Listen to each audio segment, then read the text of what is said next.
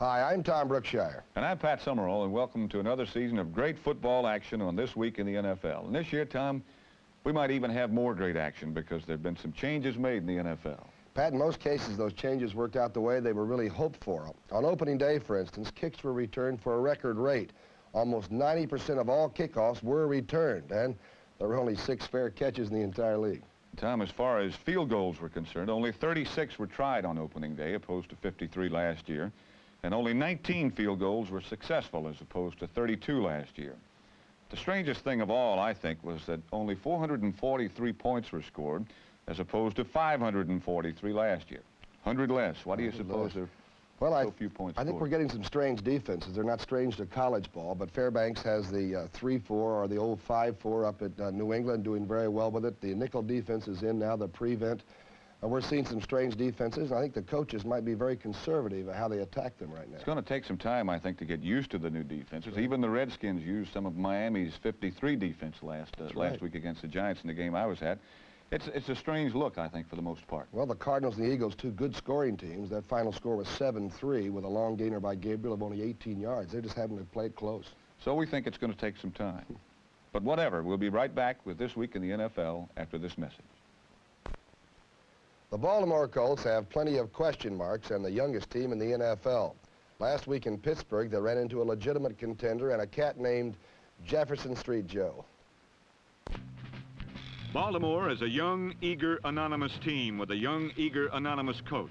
But the Colts and Howard Schnellenberger hope to surprise some people in '74. Last week, the Colts did just that with a healthy first quarter drive against the heavily favored Pittsburgh Steelers.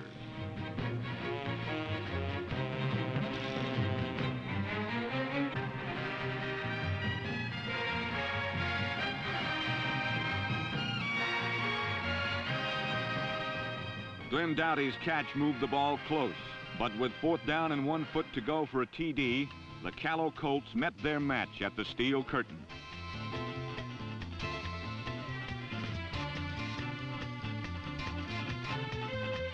The Steeler defense turned Baltimore back, then turned the ball over to the man of the hour.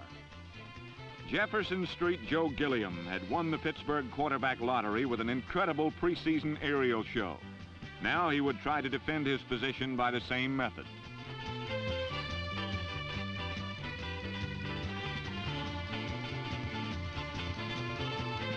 Under Gilliam, the freewheeling Steeler offense looks like a throwback to the early pass-happy '60s, with super cool number 17 filling the air with hard, tight spiral.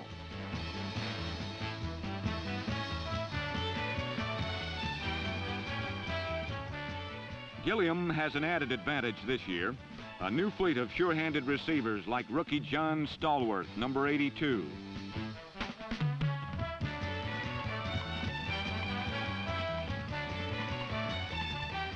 Another rookie target for Gilliam's slingshots is number 88, Lynn Swan.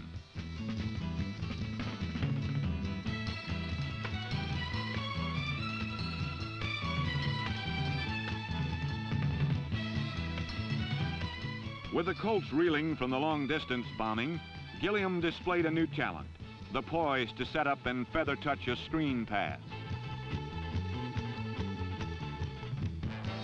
Then number 35, Steve Davis, piled up more passing yardage with his legs.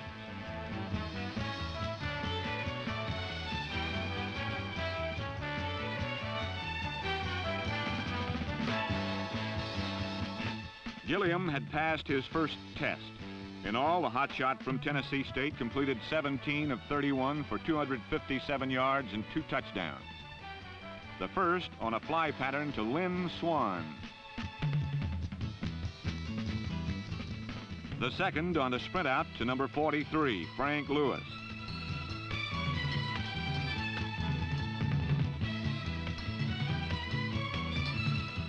While Gilliam staked his claim to a permanent position, the steel curtain was making things miserable for the struggling Colts.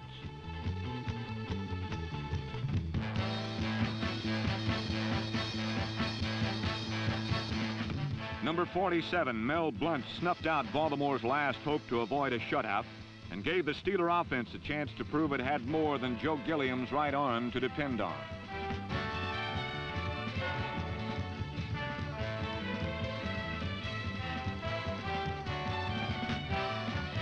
Number 32, Franco Harris, made the running game look healthy as well. And the Pittsburgh Steelers rolled to an impressive 30-0 victory. Well, Pat, it didn't take long for the AFC Central Division race to really heat up. Very first week, Tom, and already a crucial game. Cincinnati's Riverfront Stadium was a sunny setting for a game they call the Championship of Ohio. But a Bengal-Browns game goes deeper than just a mythical title. The same man created both these teams, and the Paul Brown influence permeates all from organization to uniform colors.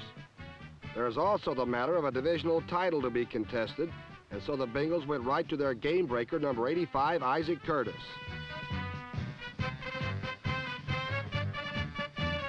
The spectacular effort was wasted, however, on a Bengal fumble, and the rest of the first half turned into a head-hunting defensive standoff.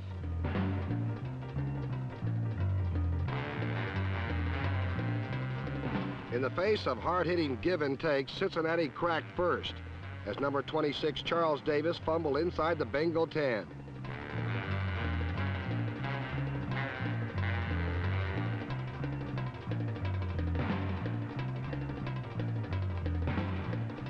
Brown's ball, and with less than a minute remaining in the first half, number 15 Mike Phipps stood up to the safety blitz and hit Milt Morin for the game's first score.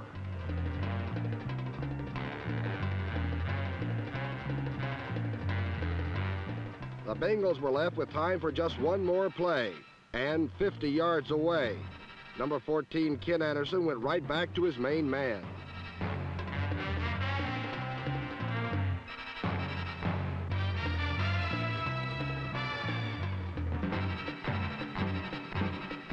Isaac Curtis was ruled out on the one, and not a second too soon. With one tick remaining, the Bengals faced an all-or-nothing proposition. Number 42, Boobie Clark, muscled in, and the game, which had been scoreless 38 seconds before, was now tied 7-7. But only Cincinnati's first half flurry carried over. The Bengal defense set the pace as number 70, Ken Carpenter, dropped Phipps in the Cleveland end zone for a safety.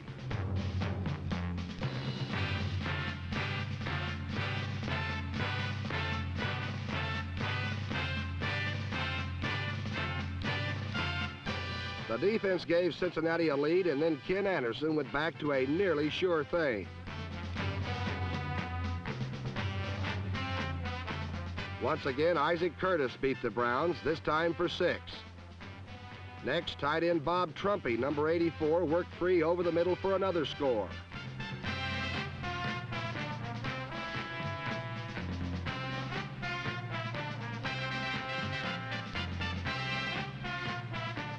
But the most spectacular performance in Cincinnati's second half extravaganza was turned in by Lightning Lamar Parrish, number 20, a defensive back and punt returner extraordinaire.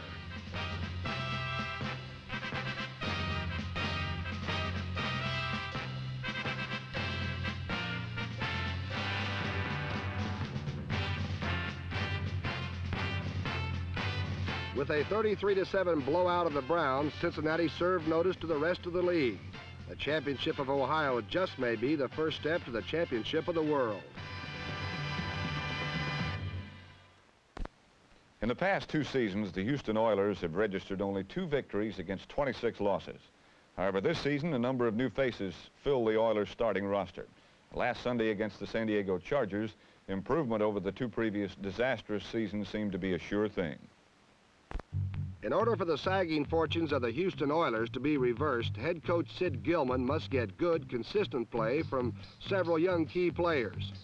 One is a talented free agent rookie runner named Ronnie Coleman, number 47.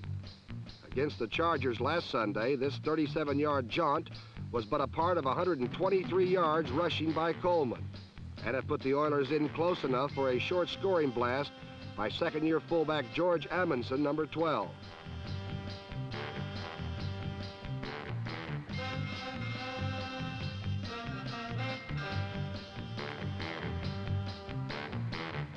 Houston's defense then rose to halt a San Diego drive as Charger quarterback Dan Fouts, number 14, misfired under heavy pressure, and linebacker Steve Kiner, number 57, intercepted.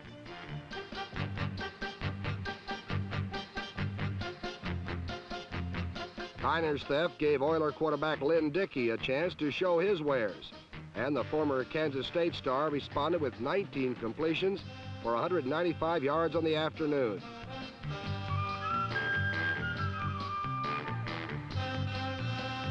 Dickey's lone touchdown pass came on a release pattern to fullback Amundsen, whose second effort upped the Oiler lead to 14-0.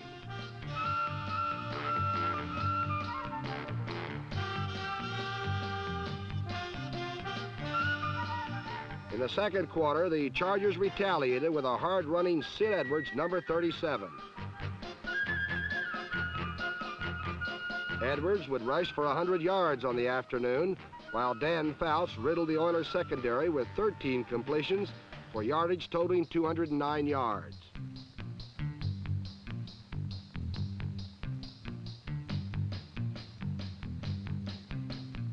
Fouts capped a 7-play march, giving the final span to number 21. Glenn Bonner got the score.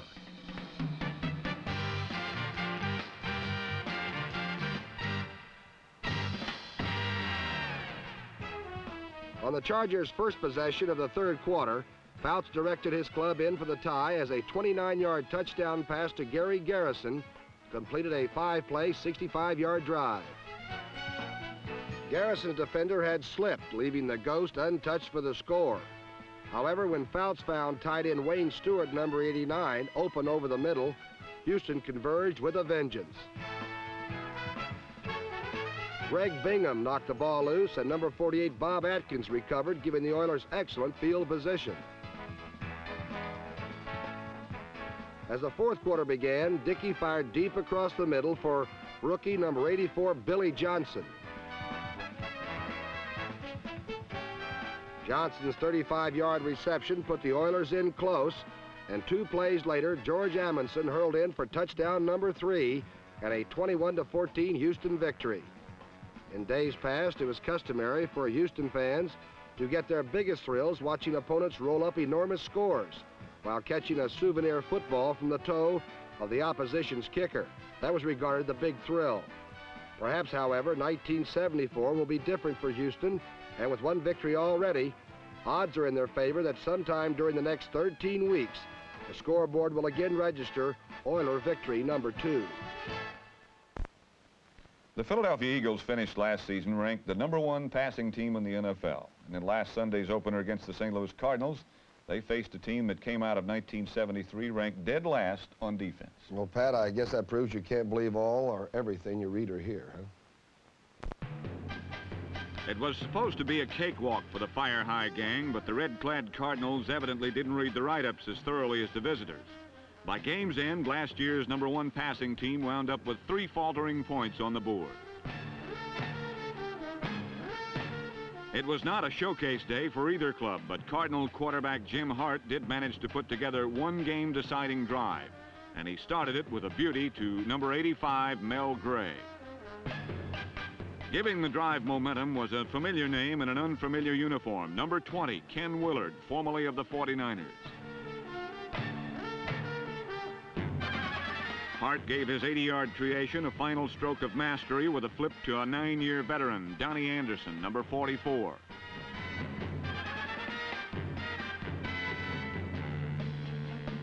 And although the Cardinals' offensive production was low last Sunday, they do have some impressive firepower. Number 21, Terry Metcalf, is about as explosive as a fella can get.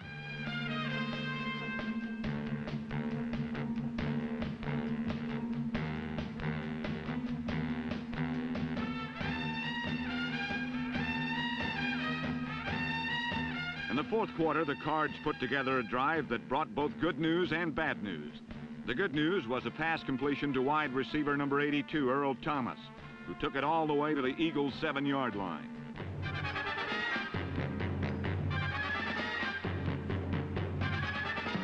The bad news was that they fumbled the ball away on the very next play. Suddenly, the Cardinals' bench was fidgeting with remembrances of the Eagles' last play victory in 1973.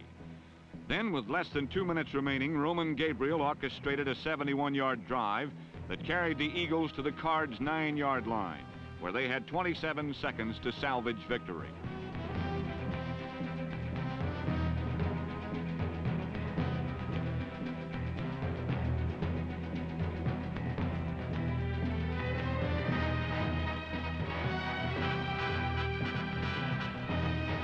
But this year's victory went to last year's losers, as 4 times Roman Gabriel dropped back to challenge the bad-rep Big Red secondary.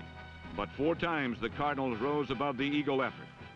In the end, St. Louis had earned themselves a get-even victory that spoke far above the pundits' forecasts of what should have been. When the Redskins and Giants met last Sunday, the Washingtonians made one thing perfectly clear, and that was, while their defense may be called the over-the-hill gang, they've still got a heck of a long climb down to the floor of the valley. For Washington's head coach George Allen, football games are matters equally significant to such things as life and death. And his 8-year string of opening day victories says a great deal about the preparation this man brings to a game. Last Sunday, that record was on the line again, and the man threatening it was Bill Arnsparger, the rookie head coach of the New York Giants. Arnsparger shares much of Allen's own philosophy about the game, and consequently, when his team took the field, they had a distinctive new sound, and it's called hard-hitting defense.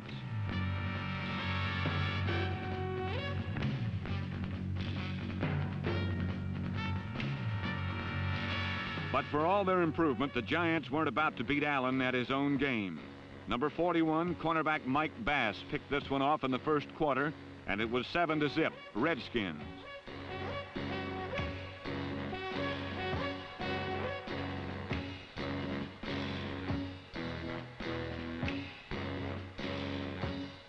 When New York quarterback number 16, Norm Snead, did complete his passes, the Redskins forced turnovers while showing a real lust for loose footballs.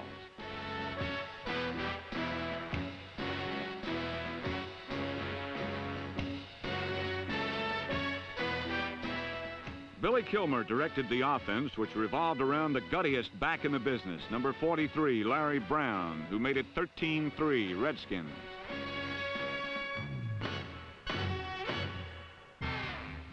On the following kickoff, Giant fans got a good look at Wonder Boy Doug Kotar, number 44. He started the season as a rookie free agent, but fought his way up to first-string running back on opening day.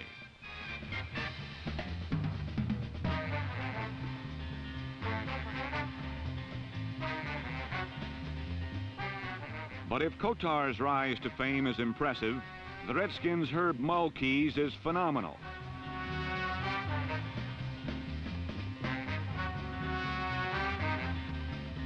Number 28 also began as a free agent, but last season was the second-ranked return man in the NFL. And despite the fact that kicker Pete Gogolak tackled him, it's not hard to see why.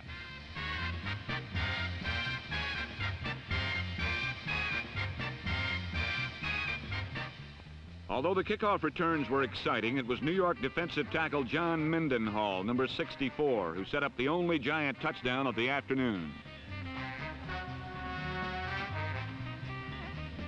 Getting the call was number 44, Doug Kotar, who sliced through for the touch.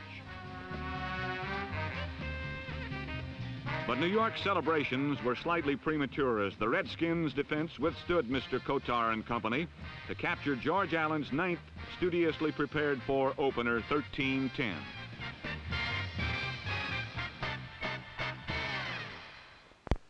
Many people predicted this would be the year the Dallas Cowboys would collapse. The reasons given were that defections to the WFL had crumbled their morale, and that Dallas was too long in the tooth and too old in key positions, Pat. Well, against Atlanta last Sunday, the Dallas Cowboys were not too old, just too tall for the Falcons. Outside Atlanta Stadium, lush greens bathed the Falcon faithful in the twilight of summer. Inside, the heat was rising as the Cowboys and Falcons turned red. The two contending teams threw footballs and then fists at each other, but on this Sunday, Dallas proved the tougher team.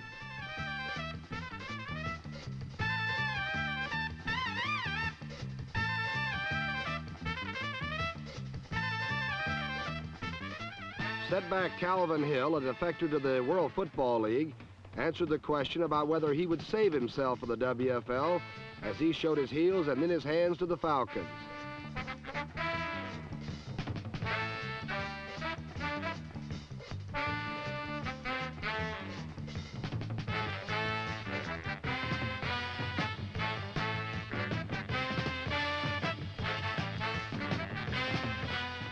Roger Staubach, absent for the final 2 weeks of the preseason due to broken ribs, played with his old devil-may-care style and scrambled to Dallas's first touchdown.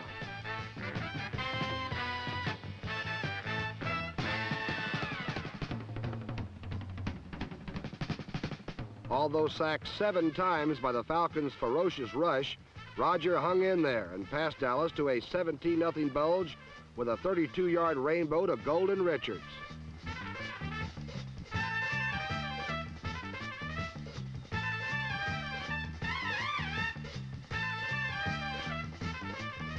But the hero for Dallas this day was the Doomsday defense and a young quarterback crusher named Ed Too Tall Jones, number 72.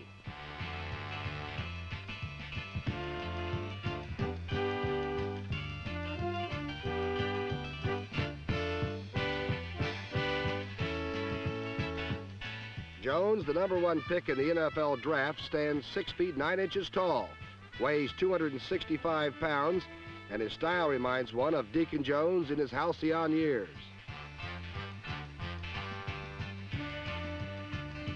Too Tall sacked Atlanta quarterbacks 5 times as he sailed in like a torpedo to explode in the face of the Falcon attack. Wherever he went, Too Tall left bodies in his wake as the Doomsday defense completely stifled Atlanta and shut them out.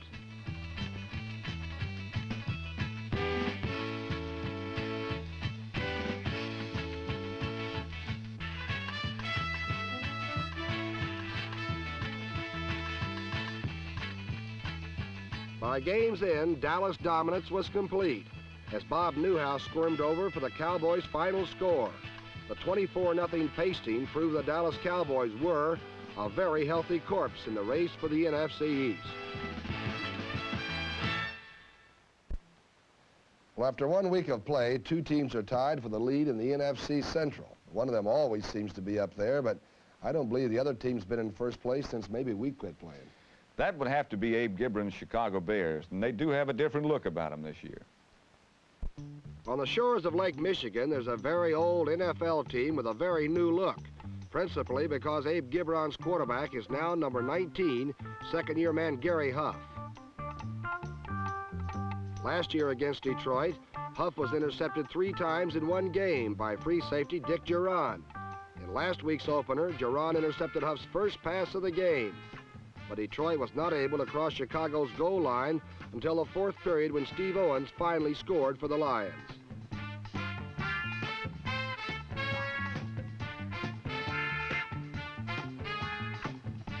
Detroit's only other points came when Jim Mitchell blocked a Bob Parsons punt out of the end zone for a safety.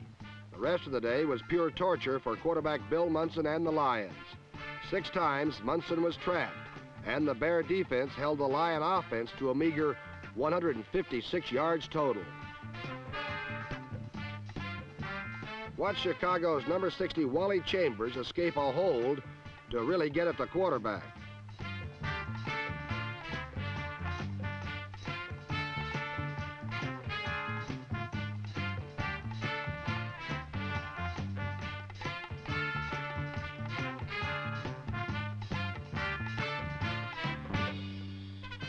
The Bears also had some fun on offense with the newfound passing combination of Gary Huff to a rookie from Tennessee State, Charlie Wade, number 83.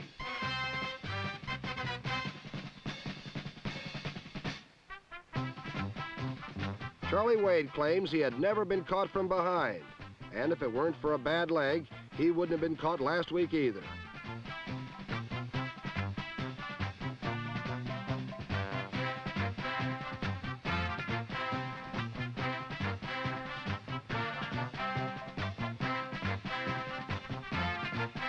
With such speed working for him, Gary Huff was able to fake out everyone in Soldier Field and then find another small but mercurial flanker, Ike Hill, number 17.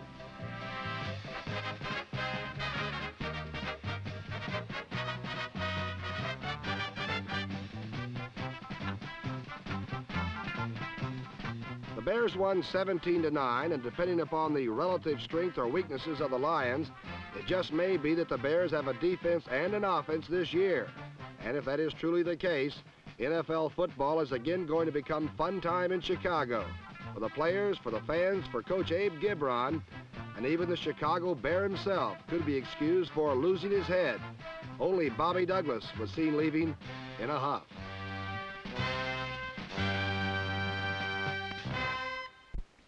Though the Bears were able to upset the Lions, the Minnesota Vikings still must be regarded as the team to beat in the black and blue division, the NFC Central, Tom. Well, that's a safe statement, Pat, especially after the very impressive opening day showing by the Vikings against their old rivals, the Green Bay Packers. In the last 6 years, the Green Bay Packers have been the only team able to knock the Vikings from atop the NFC Central Division. Aware of the Vikings' expected strength for 1974, Packer fans were calling on a higher power for deliverance from the Norseman domination. However, the first series set the tenor of the contest as number 17 quarterback Jerry Tagge, attempting to pass to John Staggers, instead saw the aerial deflected into the hands of Viking safety Jeff Wright, number 23. Wright's return of 19 yards set up a Fred Cox field goal for a first quarter Minnesota lead. But the Packers fought back to match the three-pointer in the second quarter as the green and gold defenders held Fran Tarkenton virtually in check. Responding to the defensive surge, the Green Bay offense caught fire and marched in for the game's first touchdown. Behind a key block by number 62, Bill Luke, number 42, John Brockington, fought his way into the end zone to give the Packers the lead at 10-3. Not to be outdone, however, Tarkenton propelled the Vikings towards a tying touchdown.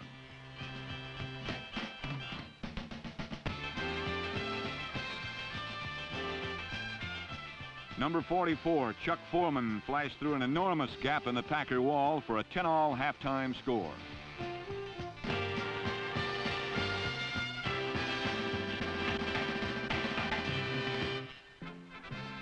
The third quarter began strangely enough like the game had begun.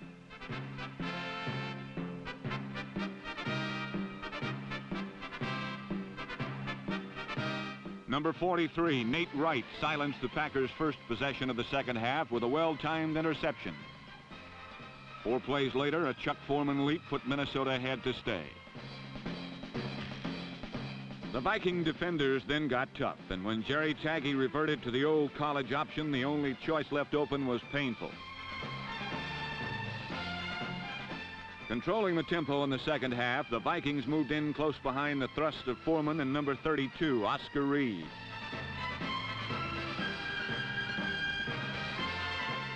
Reed and Foreman combined for 200 yards in total offense and set up Foreman's third touchdown on a short burst around right end.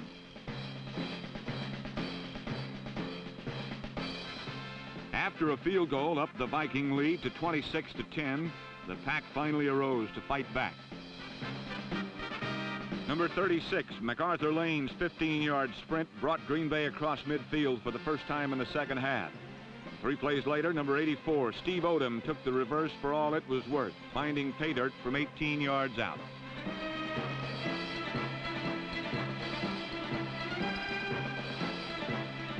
Now trailing 26-17, the Packers needed a good punt return to gain favorable field position as less than a minute remained.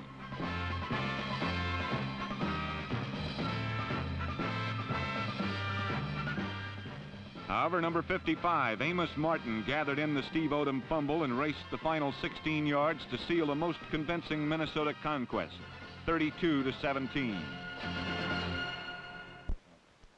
With quarterback Steve Spurrier out for perhaps all of 1974, the San Francisco 49ers met the New Orleans Saints without their wing, and they needed a prayer. But against New Orleans, their prayer was answered. Saints quarterback Archie Manning spent most of Sunday running for his life, while his contingent of receivers ran over an embarrassing obstacle course consisting of benches, fences, and even retaining walls.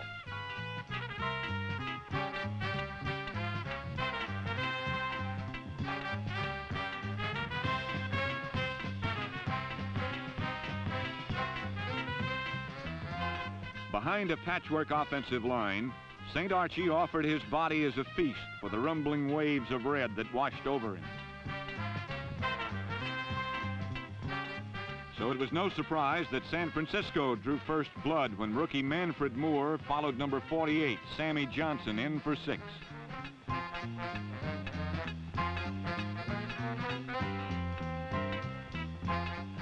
Finally, Archie untracked New Orleans with zone-splitting passes to his tight end, John Beasley, number 85.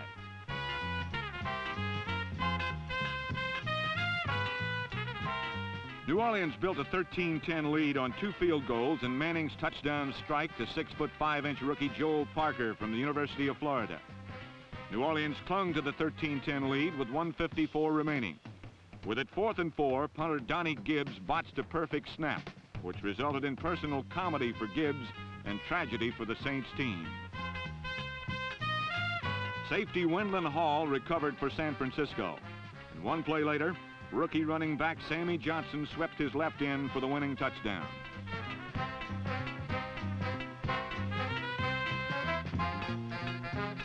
Within a space of 30 seconds, New Orleans saw certain victory vanish into defeat. San Francisco had won a lucky one, but it's doubtful they'll be able to luck it out forever in the competitive NFC West.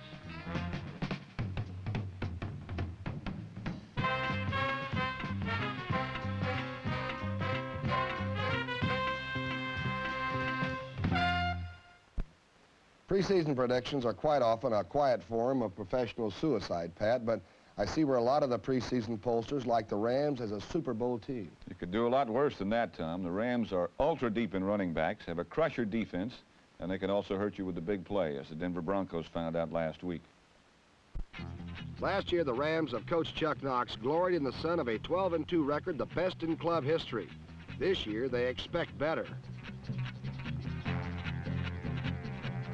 For Denver and their coach, John Ralston, last year was also a high-water mark, a season of smiles. But last Sunday, the Broncos needed all the firepower they could possibly muster. And so they started with a bang that knocked plucky Jim Bertelsen for a looping somersault.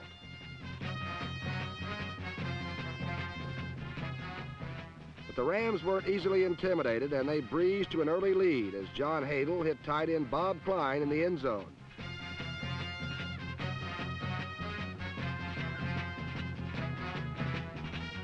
A repeat shows just how wide open the 6-year veteran from Southern Cal was on the last play.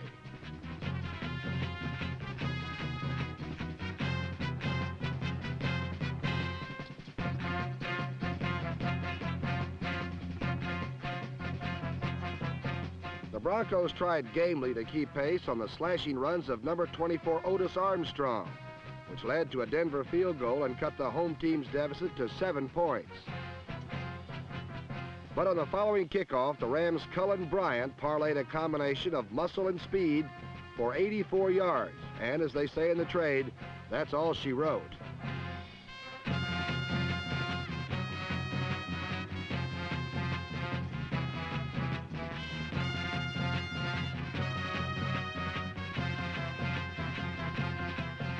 Bryant, who's listed as a third-string running back, points up the Ram talent and depth that's going to have a lot of coaches going to their hankies this year.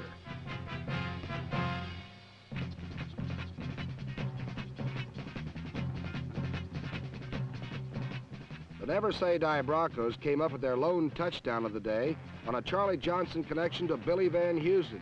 That closed the scoring gap to 17-10. But then the Rams defense, led by the ageless and perennial All-Pro number 74, Merlin Olsen, rode the Broncos down.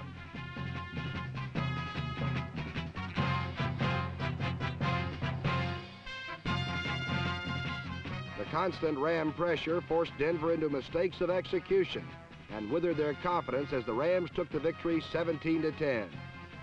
For the Broncos, the loss was disheartening, for they as a team feel they have arrived. Despite the loss, chances are good they're right, and there will be some great, beautiful Colorado football days ahead. Football is so much a team sport that there are very few individual players the fans would pay to see, no matter who else is on the field. Last week, one of those very special players began his 10th season in pro football. Opening day in Kansas City is always a festive event, and this year there was a very important celebrity guest.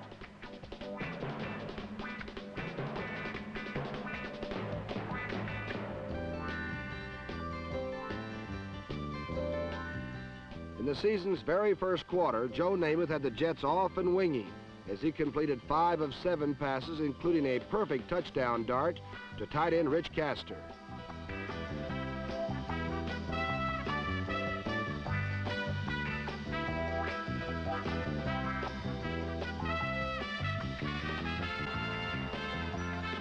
In the second quarter, Namath continued to fire away at the Chiefs' defense, and before Kansas City could wake up, Namath had the Jets on the scoreboard again. A touchdown pass to Eddie Bell and a 13-0 lead.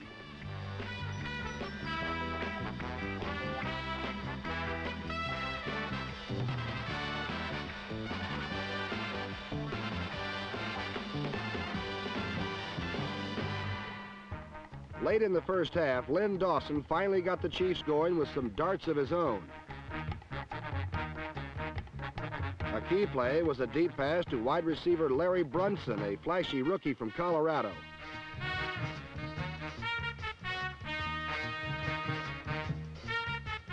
The Chiefs' first touchdown of 1974 came on a familiar-looking sweep by Ed Podolak.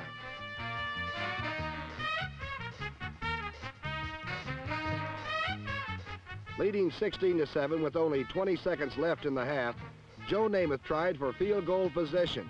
But defensive end Marvin Upshaw, number 81, came up with the game's biggest play and the first touchdown of his entire football career.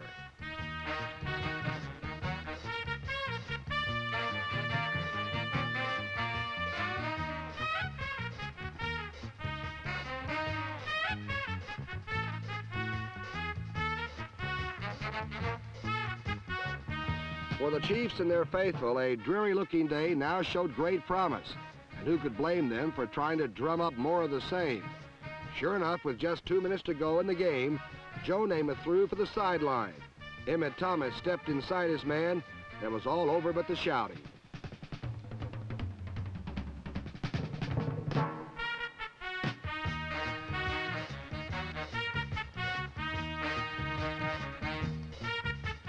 Kansas City won 24-16 by intercepting Joe Namath 4 times and returning 2 for touchdowns. For the first time in 5 years, the Chiefs had won their opener, and for 1 week at least, they were all alone in first place of the AFC West.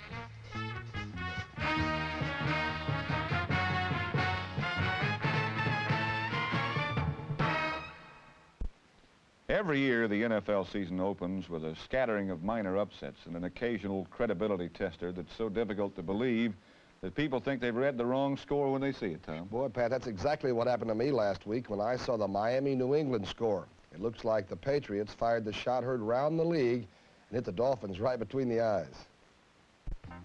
This is Don Shula, coach of the 2-time and current world champion Miami Dolphins, who last week could afford to be relaxed and coolly confident.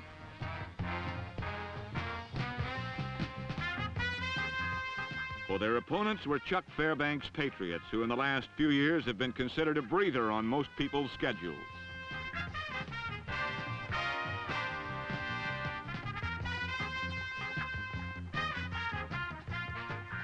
But from the outset, number 16, Jim Plunkett, breathed feisty life into the New England offense.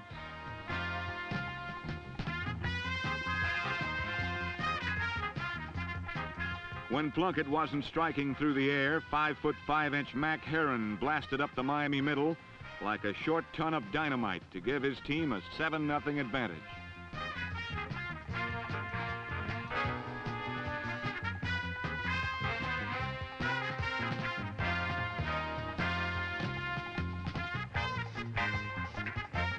A replay shows that Heron exploded hard on Dolphin safety Dick Anderson, number 40. On his way to a lead, the Patriots would never relinquish.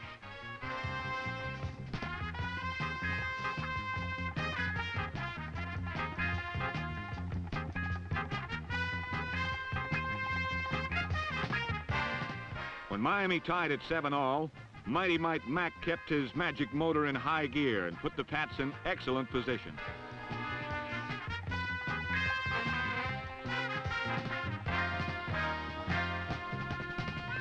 Then Jim Plunkett honed in on number 33, Reggie Rucker, and the Patriots looked like they were for real.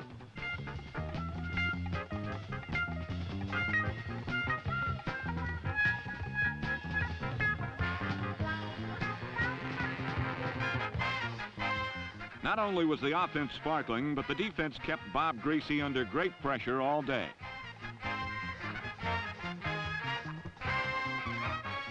An interception by rookie linebacker Sam Hunt set up this keeper by Jim Plunkett, and the Pats led at 24-7. The question was, where was No Name? The answer was that No Name was nowhere. And when they tried to tighten up, number 39, Sam the Bam Cunningham, busted loose on a pop that put New England in good shape for the morning headlines, 31-10.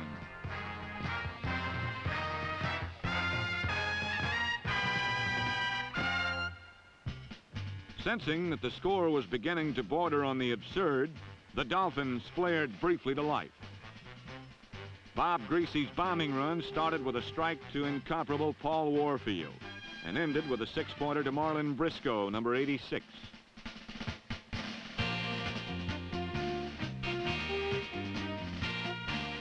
Then, for a moment, the Dolphins looked like they were going to pull it out when Larry Zonka's touchdown narrowed the New England lead to 31-24. But the Patriots had hooked a big fish, and they weren't about to let it slip away as they added a field goal and then pressured Greasy repeatedly until he looked like a man stuck in a revolving door.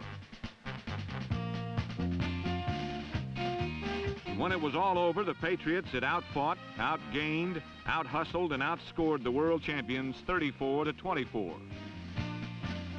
If there's a better way to start a season, don't bother telling Chuck Fairbanks. He won't believe you.